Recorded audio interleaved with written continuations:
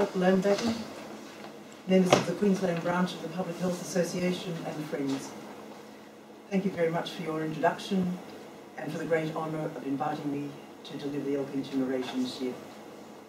Before addressing my topic, I too would like to pay tribute to Dr. Jack Elkington and his contribution to preventing rather than curing infectious diseases in this state.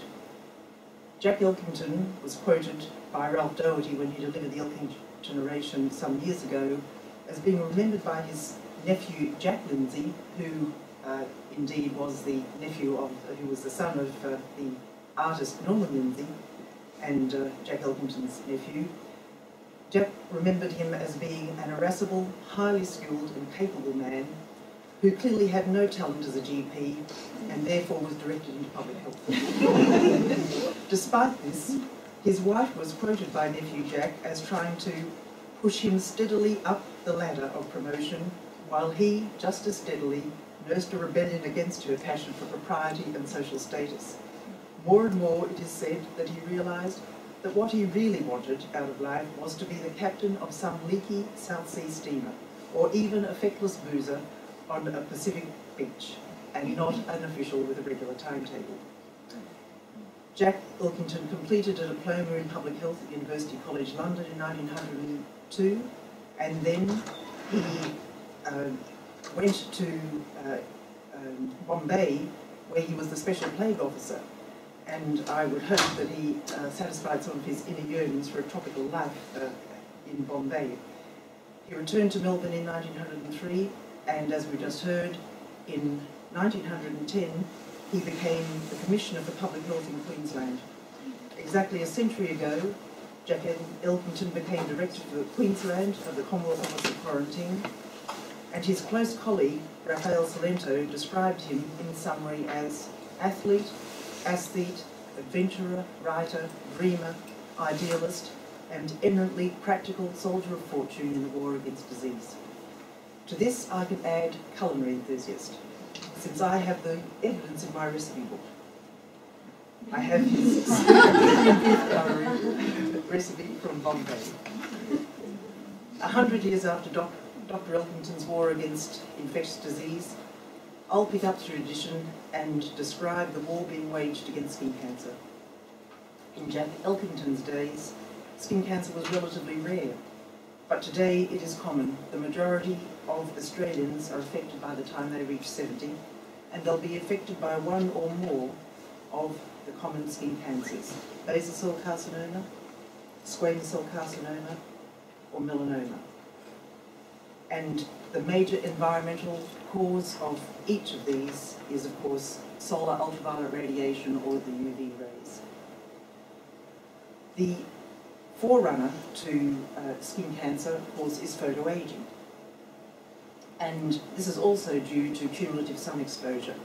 It's even more common, affecting the majority of Queenslanders, at least, before the age of 40. Most changes that we see associated with skin ageing are, in fact, photoaging changes superimposed on our natural changes of age, changes in the skin with age, with just chronological aging. And so these changes superimposed on what we see as our normal aging process, which you can see in sun protected areas, fine, dry, wrinkled skin, replaced by the photoaging changes, which are, of course, much thicker surface changes.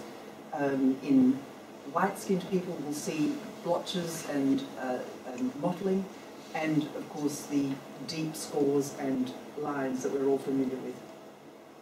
The hallmark of photoaged skin, though, is loss of elasticity, where the skin loses its elastic fibres due to sun damage. If you just think of how a rubber band is when it's left out in the sun, that's what happens to the elastic fibres in our skin. And that leads to increasing laxity and sagging skin that we commonly see with increasing severity of photo damage. So I'll first this evening review what treating and curing skin cancer and photoaging involves, and then I'll review why the efforts of primary prevention are manifestly better. From the patient's viewpoint, before treatment, skin cancers have to be recognised, and even this simple step brings one of the major problems with the cure approach, because, of course, skin cancers may not be detected early, and so they may progress to an advanced stage where cure is impossible and the skin cancer is fatal. Assuming that the cancer is introduced early enough, skin cancers can be treated by surgery, and this can be with or without radiotherapy. They can be destroyed by cryotherapy or frozen off. They can be burnt off with diathermy. They can be curated off or scraped away. And they can also be treated by laser dissection, or skin creamers can be used if the skin cancers are superficial. But cure by surgery is definitely the most effective, but it of course carries its own risks of bleeding, infection and cosmetic deformity, not to mention wound recovery time and of course expense. So what does this all add up to in public health terms and cost terms? For the most recent estimates from the Australian Government's standpoint, I've drawn on the work of Rodney Sinclair and his colleagues in Melbourne, and by very recent work by Catherine Olsen and David Whiteman, my colleagues here in the Institute. Both groups analysed data on the Medicare Australia website regarding the total numbers of claims made for each Medicare item relating to the treatment of skin cancers and the benefits paid according to the Medical Benefits Schedule. Sinclair focused just on BCC and SCC, since they're the main drivers of the burden of skin cancer treatments in Australia, and they obtained from Medicare all the skin cancers treated between 1997 and 2010 by excision, curettage, laser or cryotherapy, and they found that the total number of these treatments alone in Australia was around 770,000 in 2010, and the total benefits the government paid was around $94 million. They estimated that this will rise to nearly $110 million by 2015. Olsen and Whiteman included melanoma as well as BCC and SCC in their review of the Medicare data from 2000 to 2011. And they looked not just at counts, but at rates, that is, counts per 100,000 people, and showed significant increases by over 3% in all of the major skin cancers, melanoma, BCC and SCC. Direct costs through Medicare of skin cancer surgical treatments of melanoma and first-time excisions of BCC and SCC were $136 million in 2011, rising to over $205 million when the costs of diagnostic biopsies and non-surgical treatments were included. Sinclair also estimated the total cost of diagnosis, treatment and pathology with inflation added in to be $511 million in 2010, and this will increase, they estimate, to $703 million by 2015. Again, these estimates of the bulk cost to the federal government do not account for the treatments of veterans, to the costs in public hospitals in state and territories, nor do they include the gap payments by patients. So that in that sense they're underestimates, but they're not large underestimates, and certainly this order of magnitude is correct, and it verifies that cancers of the skin are an enormous burden on the Australian healthcare system, way more than the burden caused by any other cancer. The so-called cures for skin ageing are rather more elusive, and the expenditures even more extraordinary, as millions of people around the world seek to regain their youthful complexions. Billed by its practitioners as the science of beauty, research into skin rejuvenation is relentless, and the list of currently marketed skin, photoaging and aging therapies seems to have no limit. Many agents are applied to the skin surface and widely known as cosmeceuticals, by which is meant cosmetic products that have medicinal or drug-like benefits. Except the US Food and Drug Administration refuses to recognise the term cosmeceuticals, and so the cosmetics industry walks a very fine line here when they claim that their anti-aging products can reverse or treat the photoaging and aging changes in skin, since if a product is claimed to have such properties, it must be approved as a drug.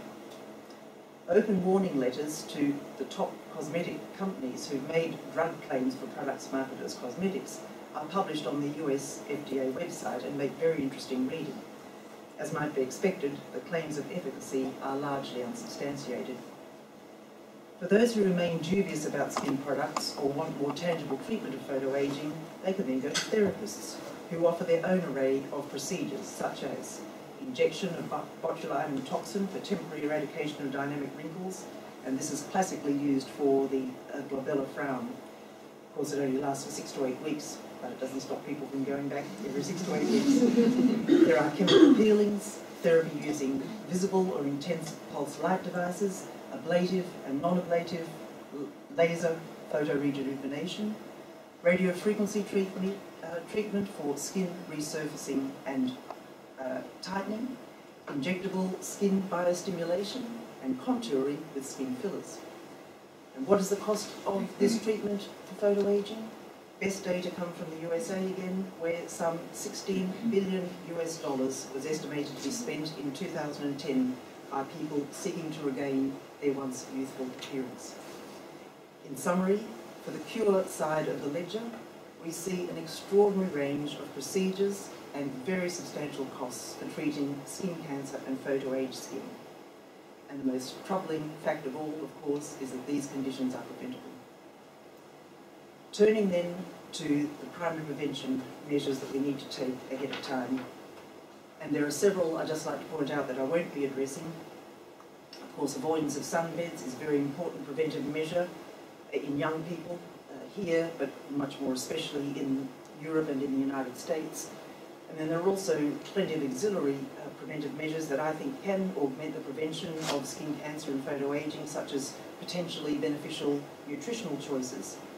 But tonight I'll focus only on preventive activities that decrease harmful sun exposure. There are 5 main activities that we can adopt before skin cancer and photoaging occur. Unfortunately, direct evidence that these primary prevention activities work in reducing skin cancer is sparse. The most compelling supportive evidence comes from randomised controlled trials, that is, where people do not choose whether they use sun protective measures or not, but instead are allocated at random to do so or not. And then they are subsequently monitored for new skin cancer.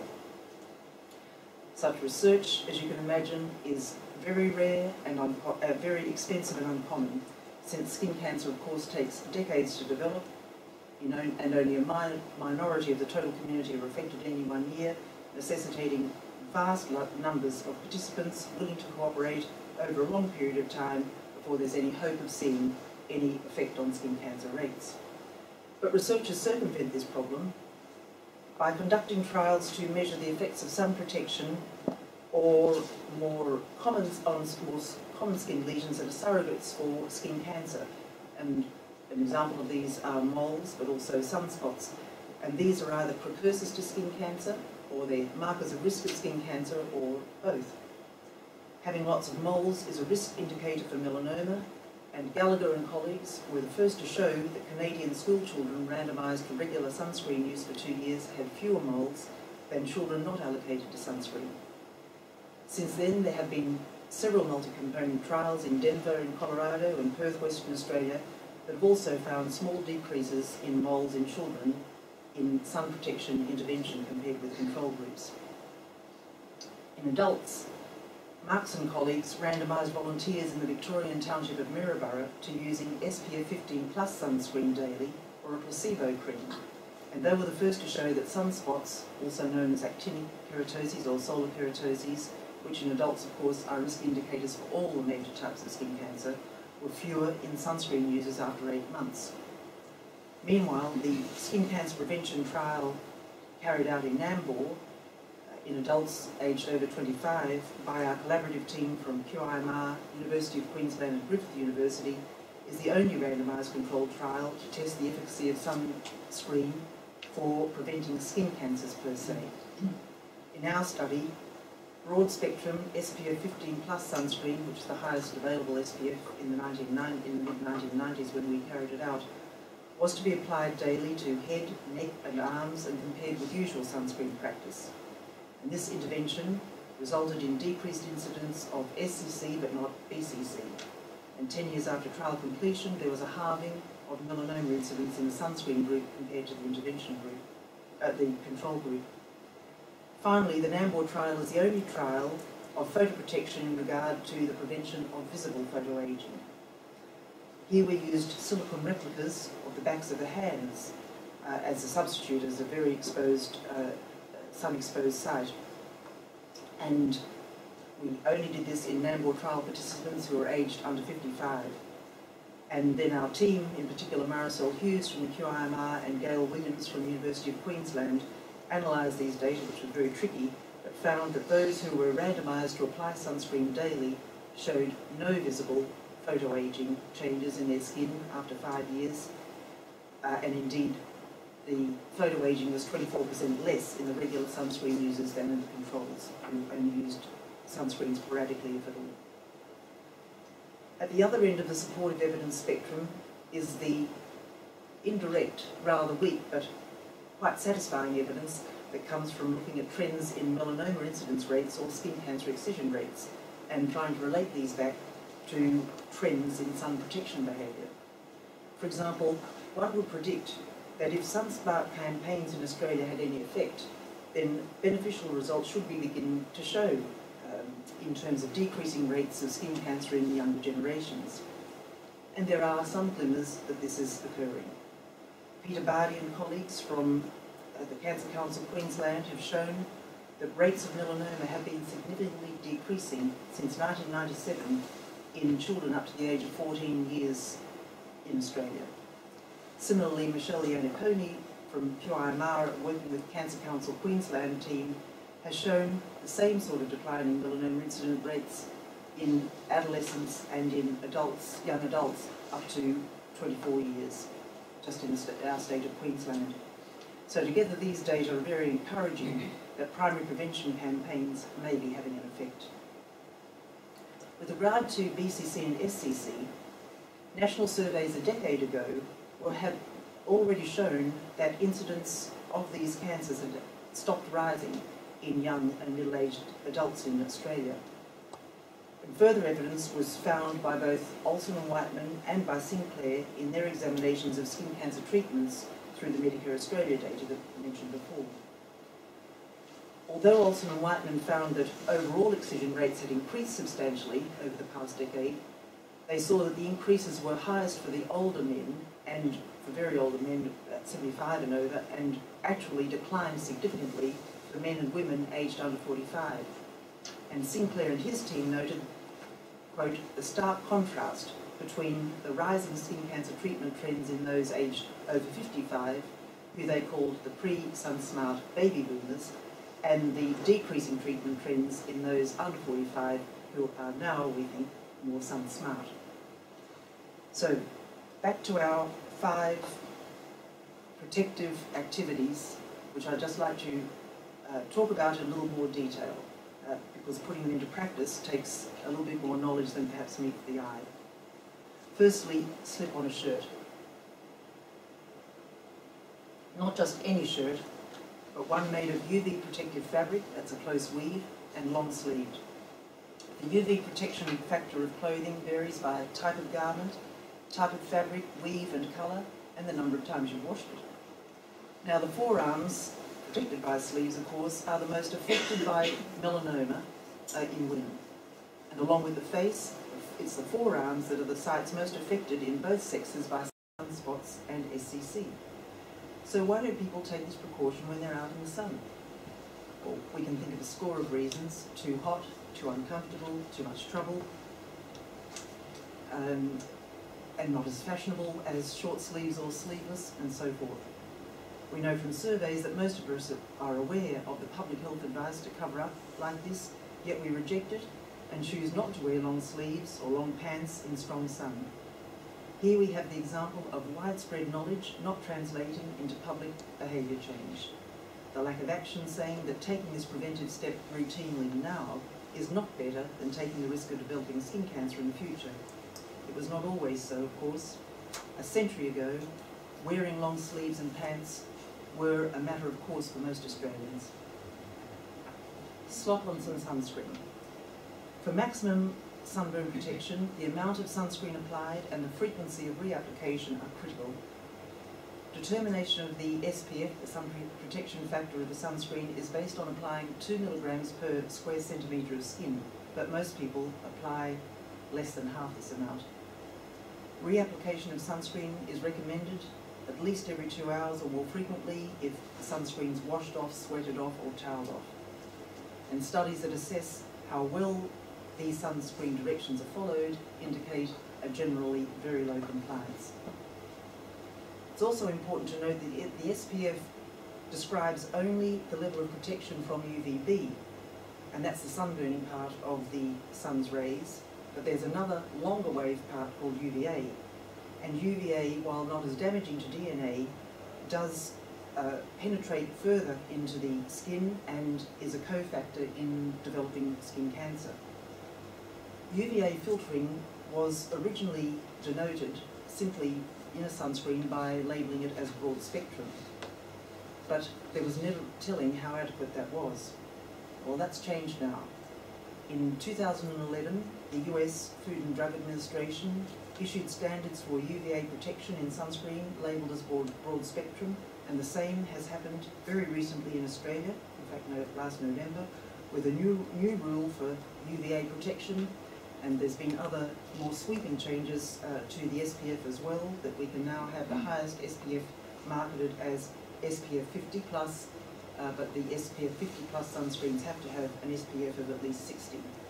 And so you'll never see SPF, you won't see soon SPF 30+, you'll only ever see SPF 30, which is still permitted as is SPF 40.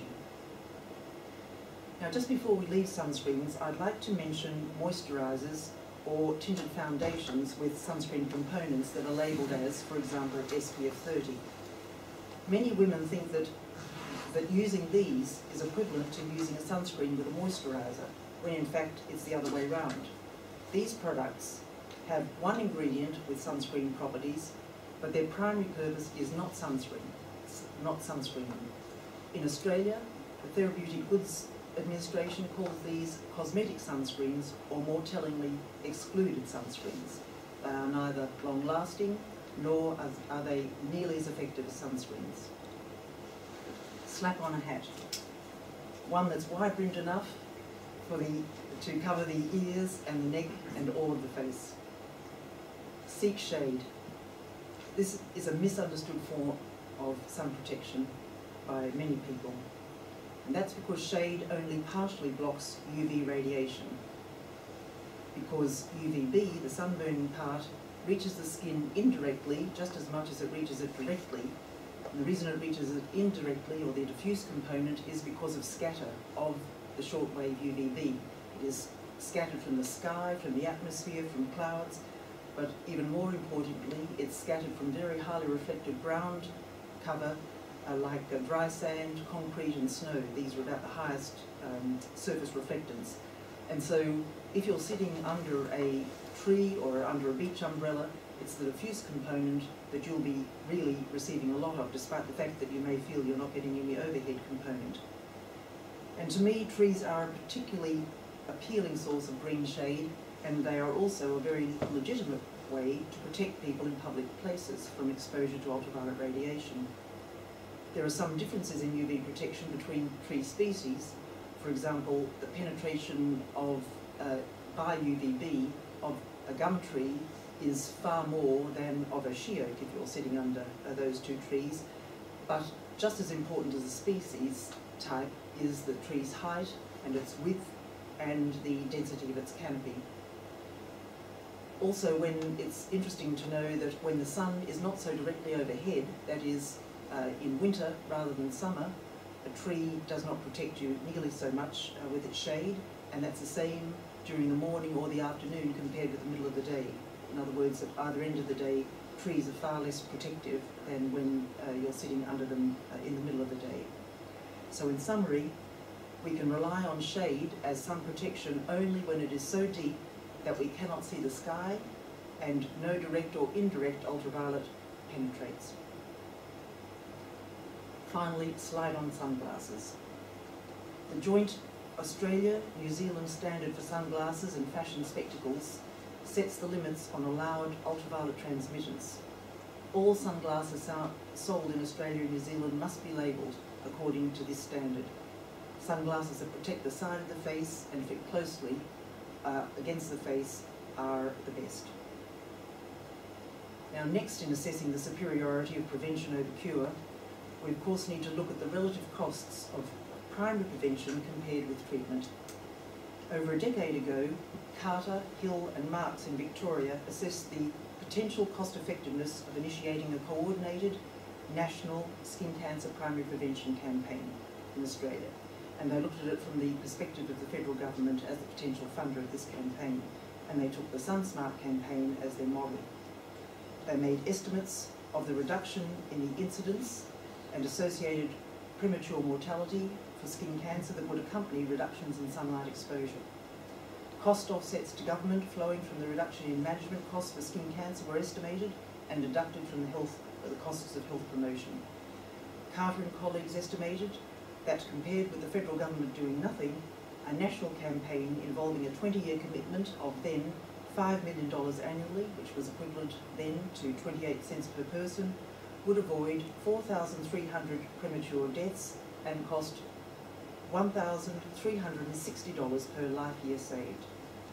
If cost offsets were included, the program would not only prevent premature deaths, but also yield a net saving to government of $103 million annually. These indicative results strongly suggest that a comprehensive national primary prevention campaign would be excellent value for money. We're not seeing it today, of course, but many of us will press on with that, including the SunSmart group. Despite the wide recognition of sun protection practices, there remain, of course, a lot of other future challenges. And these have been highlighted in a piece written last year and published called "Time to Get Serious About Skin Cancer Prevention" by a group in the States led by Deanne Lazovich. And she was talking about the same challenges they're having of promoting sun safety to the United States public. Firstly, there is an inconsistency by national groups in their sun protection recommendations. Secondly, the media emphasises sunscreen as the preferred approach to sun protection alone.